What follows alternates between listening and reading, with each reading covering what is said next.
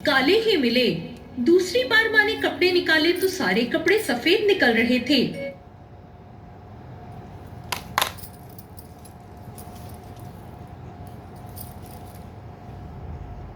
घास खाया, उसे छींक आ गई। दूसरा घास खाते ही उसमें बाल निकल आया और तीसरा घास अभी खाने ही वाली थी कि उसके ससुराल से बुलावा आ गया कि उसका पति बीमार है और वो जिस भी हाल में हो तुरंत अपने ससुराल पहुँचे। अब उसकी माँ उसे विदा करने लगी। उसे विदा करने के लिए माँ ने जब बक्से से कपड़े निकाले तो सारे कपड़े काले ही मिले। दूसरी बार माँ ने कपड़े निकाले तो सारे कपड़े सफेद निकल रहे थे। बेटी बोली, माँ तुम ये सब रहने दो, मैं जाती हूँ। ये देखकर माँ घबराई और बोली, बेटी रास्ते में जो छोटा बड़ा जो भी मिले सबके पैर पड़ती जाना। जो कोई भी बूढ़ सुहागन होने का आशीर्वाद दे तो वहीं अपने पल्ले से गांठ बांध लेना। बेटी बोली, ठीक है माँ, और वो अपने ससुराल के लिए निकल गई। रास्ते में उसे जो भी मिला वो सबके पांव छूती गई। सबने कहा, सुखी रहो, पीहर का सुख देखो, खुश रहो का आशीर्वाद दिया। ऐसे वो अपने ससुराल पहुंच गई।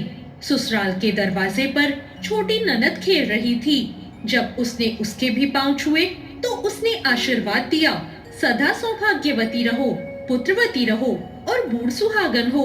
ये सुनते ही उसने अपने पल्ले से गांठ बांध ली। घर में अंदर गई तो उसने देखा उसका पति मरा हुआ जमीन पर लेटा है और उसे ले जाने की तैयारी हो रही है। वो उसे देख के बहुत रोई, बहुत चिल्लाई। जैसे ही उसे ले जाने लगे वो रोती चिल्लाती बोली, मैं इन्हें ले जाने नहीं दूंगी। फिर भी जब कोई नहीं माना तो वो बोली, मैं भी साथ जाऊंगी। जब वो नहीं मानी तो सब बोले, ले चलो साथ में। जब पति को जलाने का समय आया तो वो बोली, मैं इन्हें जलाने नहीं दूंगी। तो ये देखकर सब बोले, पहले तो पति को खा गई, अब उसकी मिट्टी भी खराब कर रही है। लेकिन वो नहीं मानी। गांव के और परिवार के सभी लोगों ने ये निर्णय लिया कि इसे यहीं रहने दो।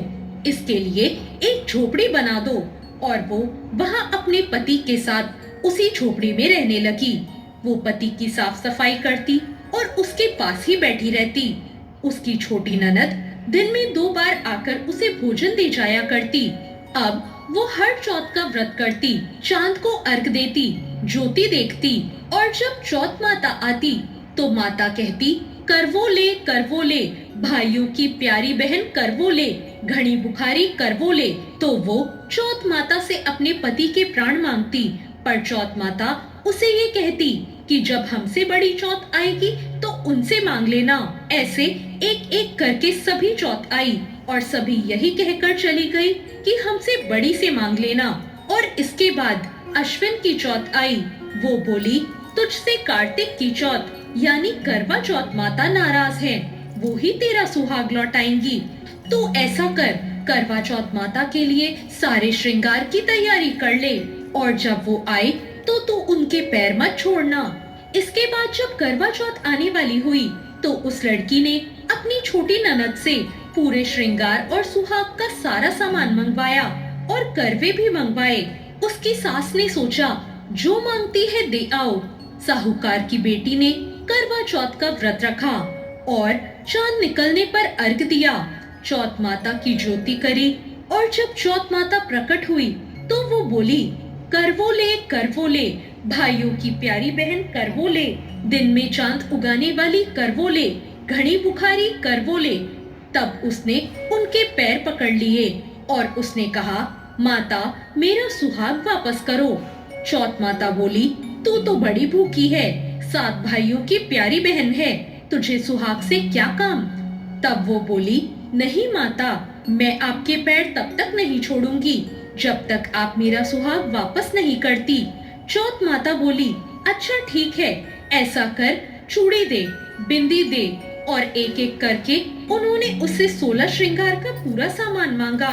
उसने माता को वो सारा एक एक करके दे दिया। माता ने कहा, लगता है तुझे कोई सिखा के गया है। उसने कहा, नहीं माता, ऐसा कुछ नहीं है।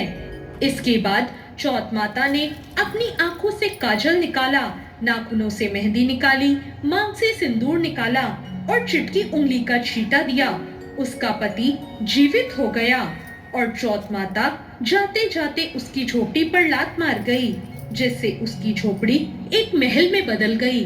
अब जब उसकी छोटी ननद खाना लेकर आई तो उसने देखा भाभी की झोपड़ी की जगह तो कोई महल खड़ा है, लेकिन उसने अपनी ननद को देख लिया।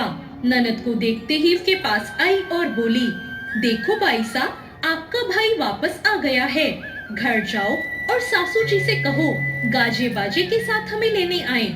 ननद दौड़ी दौड़ी अपनी माँ के पास जाकर बोली, माँ भाई जिंदा हो गया है।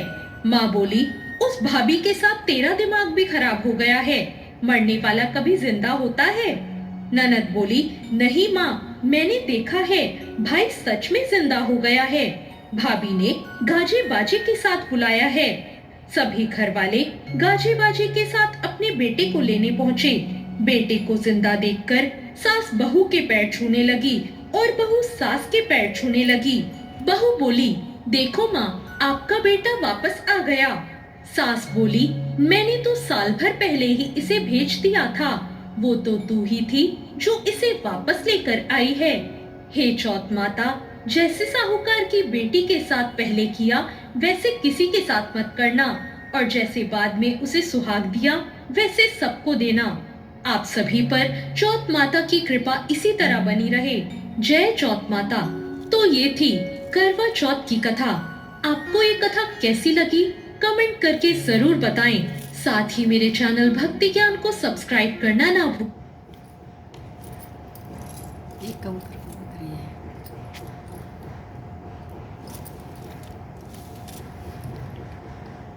कबूतर कबूतरी है, वो डाली पे बैठे।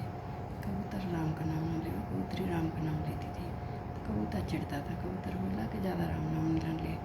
कबूतरी बोली कि राम नाम ज़्यादा तो लेने से ना जीवन अच्छा होता है, इसलिए मैं राम नाम लेती हूँ।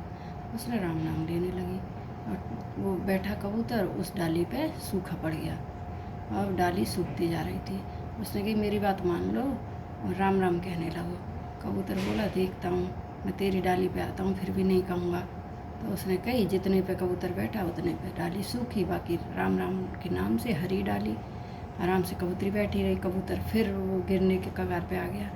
कबूतर ने कही कि तू सही कह रही थी कबूतरी, राम नाम सबसे ज़्यादा अच्छा है, इसलिए अब मैं राम का नाम लूँगा और आराम से जीवन व्यतीत करेंगे।